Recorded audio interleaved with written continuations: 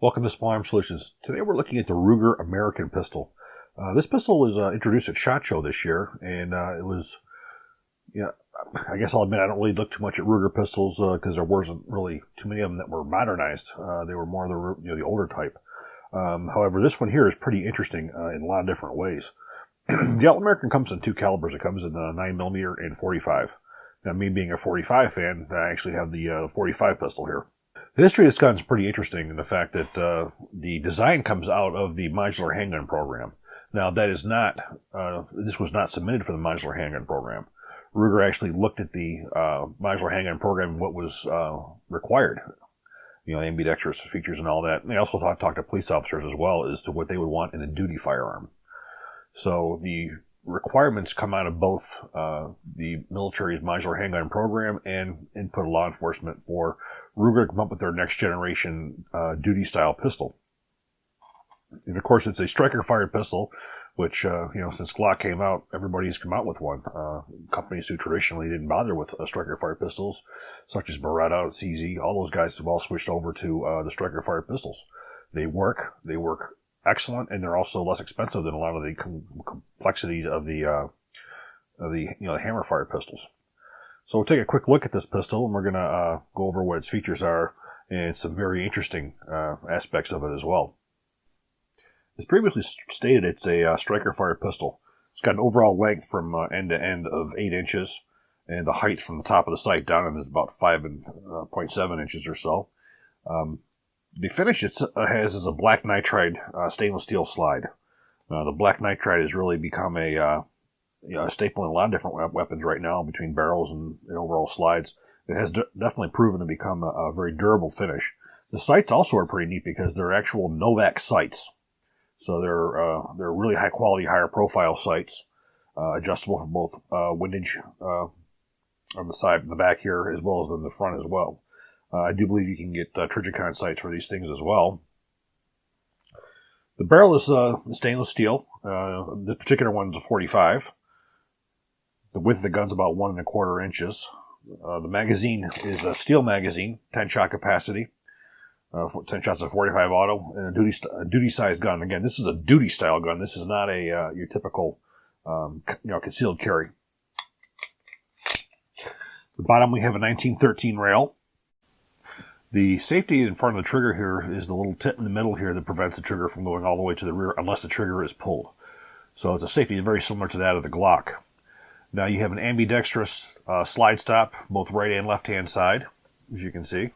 And in the top you have a cut here, which allows you to see if there's a cartridge in there. So you'll be able to see brass, so you'll be able to tell if it's loaded or not. It also comes with removable back straps, as you can see, so you can adjust to your hand. To its width. It only comes with two different ones. The one that's on here is the larger one. Of course, I have the larger hand. Now, the magazine release also totally ambidextrous. We have a 1913 rail on the bottom here for mounting any kind of accessories that you may like. Now, the texture on the grip is actually rather nice compared to a lot of the other ones, such as the CZP-10, which I just recently looked at. The pebbling on the front strap and back strap was extremely sharp. If that would have been my gun, I would have had to take a file to it to file it down so it wasn't putting marks in my hand. But the feel of this gun is really well. For Ruger, I think this is really awesome pistol. They did a really good job on it. So this assembly is very much like that of the standard Glock pistol. Drop down. Pull right off. You have very similar to the Glock with a flat recoil spring, but your captive device, your recoil rod, is actual metal instead of polymer. Now, one of the things that stands out about this pistol is it has a patented recoil system, which is the way the cam track is designed.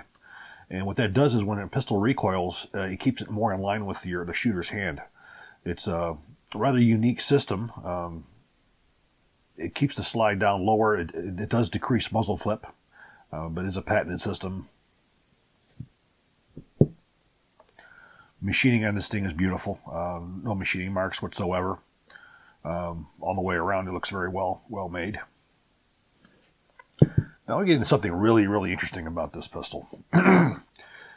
There's been a lot of controversy going on at the moment about the modular handgun system. In fact, SIG is being sued by Steyr. It's also suing Beretta because of the fact you have a modular trigger mechanism. Well, this one has the same thing.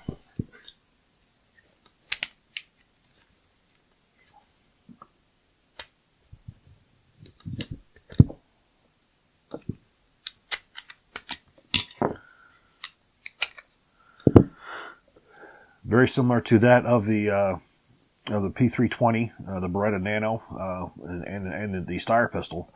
Now, Ruger is not touting this as being a drop-in for another frame. They're not selling additional frames for it. So their utilization of this system is quite different from the other guys who are using something similar.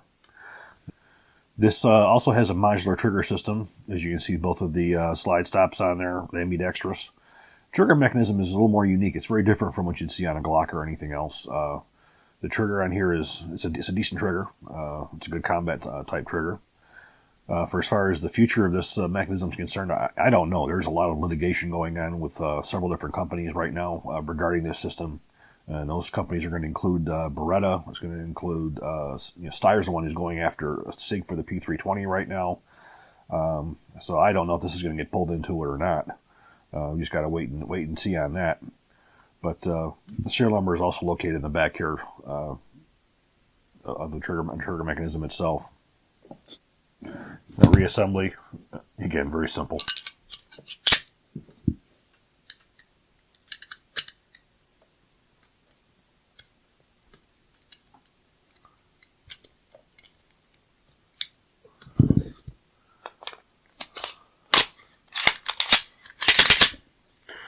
Take a look at the trigger here. Take a look at how the reset works on here. If you pull the trigger to the rear, you have your take up right here. Now it stops. Now it breaks. And I want you to watch how the reset works on here. You go up to up, hear it click. Now you can see there's a little bit more take up now before it goes back into its drop position. So the trigger, the reset's a little bit strange. I would have expected as soon as it clicked to be right there with no creep to fire off the next shot. So it's a little different, for instance, like let's say a Glock or something along those lines. But the pistol is very unique in the way a lot of the features are on it. I definitely think this thing is going to have an opportunity for law enforcement service.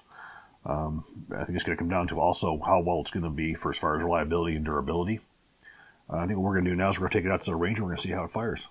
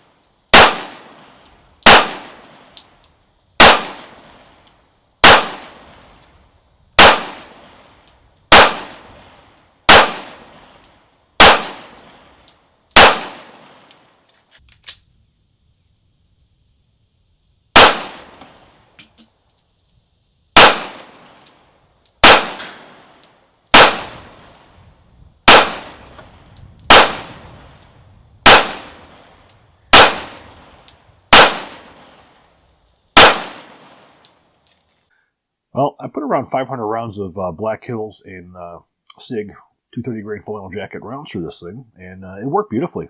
Reliable, accurate, felt pretty good. I definitely could see improvement for as far as the way that it recoiled into the arm. Ruger has definitely had to reinvent itself for as far as wanting to get into military and law enforcement. They come online with their SR556 series rifles and the 556 and 308. For as far as Hangman's was concerned, they really didn't have anything that would have been suitable for law enforcement, modern law enforcement. They started off really with the P89 series, double action, single action, investment cast frames, probably back in the late 80s to early 90s. You know, that gun was it was never a law enforcement gun, but it did very well as a commercial gun. It was very reasonably priced compared to most of the ones that were out there. I think they were around in the threes, 300 somewhere in those. But it never quite made it as a law enforcement or military gun. The last time that Ruger really saw any kind of law enforcement contracts was with their GP100s and their SP101s in some various models, when law enforcement was using revolvers. But like most of the American manufacturers, they were left behind once the autoloading pistols came into the market and went into law enforcement. Ruger had very little. They did have some market share with the Mini 14, not much compared to, for instance, Colt and H&K. So, Ruger's core customers were not really of that law enforcement and military market. So this is clearly a viable attempt to get them back into the law enforcement market. And time's going to tell us, see how well it's going to do. It's a brand new pistol still. It's within a year of it being released. But for the price point and for the quality pistol you're getting, it's a very viable pistol. I hope you guys enjoyed this video. If you did, please click like, please subscribe, and even better, share. Thank you.